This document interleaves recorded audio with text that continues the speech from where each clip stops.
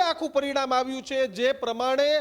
જે સ્થિતિ અને જે રીતે ભારતીય જનતા પાર્ટીના ફેવરમાં પરિણામ આવ્યું છે તે આપણે જોઈ શકાય છે કે ખૂબ મોટી લીડથી ભારતીય જનતા પાર્ટીની જીત થઈ છે। ફક્ત કોઈ એક જગ્યાએ નહીં, સુરતમાં ગત વખતે આમ આદમી પાર્ટી 27 બેઠક જીતી હતી, ત્યાં ફક્ત 4માં સમેટાઈ ગઈ। અમદાવાદમાં પણ ભગવો લહેરાયો, રાજકોટમાં પણ ભગવો લહેરાયો, સુરતમાં પણ એ સ્થિતિ, વડોદરામાં પણ એ સ્થિતિ। નવી બનેલી તમામે તમામ મહાનગરપાલિકામાં ભારતીય જનતા પાર્ટીનો ભગવો જે રીતે લહેરાયો છે તે રીતે એક વાત નક્કી છે કે જો આજના પરિણામનું તારણ કાઢવામાં આવે તો ગુજરાતમાં 160 સીટ ઉપર ભારતીય જનતા પાર્ટી જીતી શકે તે પ્રકારનું આજે પરિણામ આવ્યું છે। કારણ કે રાજ્યભરમાં જુનાગઢ જિલ્લા પંચાયતમાં આમ આદમી પાર્ટીએ ટક્કર આપે એવી વાત થઈ, પણ 30 બેઠક આમ આદમી પાર્ટી જીતી, 23 બેઠક પર ભારતીય જનતા પાર્ટીનો કબજો થયો। નવી બનેલી પોરબંદર હોય, મોરબી હોય, ગાંધીનગર હોય, ગાંધીધામ હોય, સુરેન્દ્રનગર હોય, તમામ મનપા, આ તમે મધ્ય ગુજરાતમાં જાઓ તો નડિયાદ, આણંદ, કરમસદ, નવસારી, તમામ જગ્યાએ ભારતીય જનતા પાર્ટીનો કબજો થયો છે। ભૂપેન્દ્ર પટેલ વૃદ્ધો અને મુક્કમ મુખ્યમંત્રી, તેની સાથે ડેપ્યુટી સીએમ હર્ષ સંઘવી અને સાથે જ ભારતીય જનતા પાર્ટીના પ્રદેશ અધ્યક્ષ જગદીશ વિશ્વકર્મા,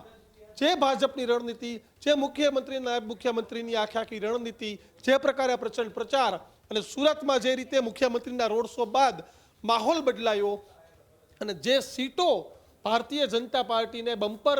મળી, તેનું સૌથી મોટી વાત છે કે કદાચ આવતીકાલે ચૂંટણી થાય અને આ જ વોટિંગ પેટર્ન રહે તો ભારતીય જનતા પાર્ટીને 160 જીત છે તે મળી શકે છે, 160 સીટ મળી શકે છે। એટલે કહી શકાય કે જે 2022માં 157 સીટ સાથેનું પરિણામ હતું એ પરંપરાગત વોટ બેંક ભારતીય જનતા પાર્ટીએ જાળવી રાખી છે। હવે કેમ તો કે તમે તમામ જગ્યાએ જોઈ લ્યો, નવી બનેલી મનપા જોઈ લો તો સુરેન્દ્રનગરમાં પણ ભારતીય જનતા પાર્ટીની જીત થઈ, પોરબંદરમાં પણ ભારતીય જનતા પાર્ટીની જીત થઈ, સરહદી વિસ્તાર ગાંધીધામ જોઈ લો તો ત્યાં પણ ભારતીય જનતા પાર્ટીની જીત થઈ, મોરબી જોઈ લો તો ત્યાં પણ ભારતીય જનતા પાર્ટીની જીત થઈ, મધ્ય ગુજરાતમાં નડિયાદ જોઈ લ્યો ત્યાં પણ ભારતીય જનતા પાર્ટીની જીત થઈ, નવસારી દક્ષિણ ગુજરાત જોઈ લ્યો ભારતીય જનતા પાર્ટીની જીત, આણંદ કરમસદ જોઈ લ્યો ભારતીય જનતા પાર્ટીની જીત। એટલે કે રાજ્યવ્યાપી તમામ જગ્યાએ ભારતીય જનતા પાર્ટીની બમ્પર જીત છે તે થઈ છે। એટલે કહી શકાય કે જે પ્રમાણેનું પરિણામ આવ્યું છે તે પ્રમાણે જો કાલે ચૂંટણી થાય તો 160 થી વધુ બેઠકો ભારતીય જનતા પાર્ટી જીતે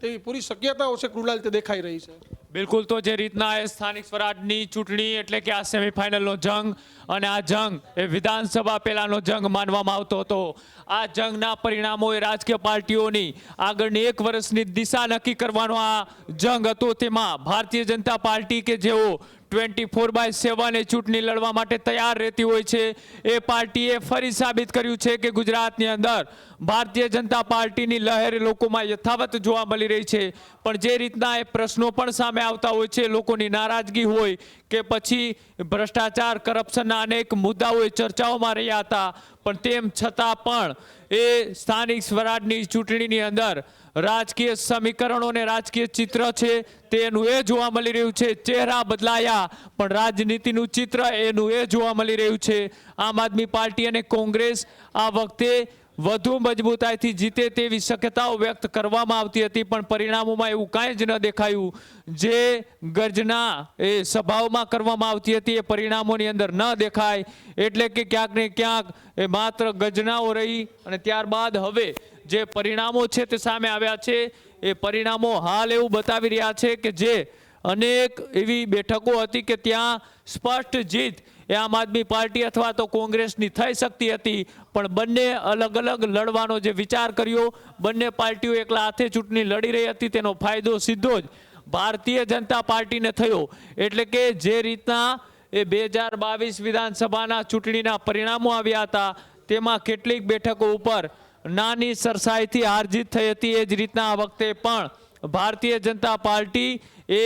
સફળતા સાબિત કરવામાં એટલા માટે મજબૂત નીકળી છે કેમ કે આમ આદમી પાર્ટી એકલા હાથે ચૂંટણી લડી રહી હતી, કોંગ્રેસ પણ એકલા હાથે ચૂંટણી લડી રહી હતી, કોંગ્રેસ પાસે પોતાનું ગ્રાઉન્ડનું સંગઠન પણ હતું અને તેમ છતાં આ વખતનું એ પરિણામ છે એ પરિણામ ખૂબ નજીવું આવ્યું છે। આ જ પ્રકારની તમામ અપડેટ જોવા માટે ન્યૂઝરૂમ ગુજરાતને લાઇક, શેર અને સબસ્ક્રાઇબ કરવાનું ભૂલતા નહીં।